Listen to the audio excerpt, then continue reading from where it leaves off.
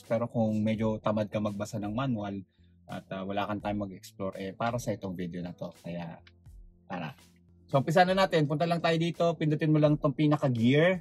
Next, comfort settings. Itong comfort settings na to, ang choices naman niya dito is window auto close when locking or windscreen wiper linking with reversing.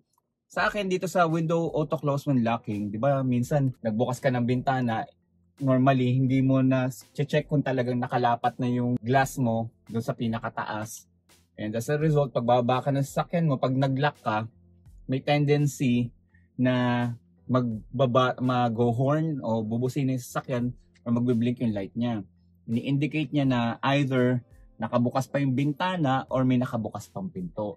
Ngayon, para maiwasan yung pagbusina or pag-blink niya ng light sa mga ganong pagkakataon, sa akin, ino-auto close ko na yung bintana para pag nilock ko yung pinto, lahat ng bukas na bintana ko, sasarado niya na.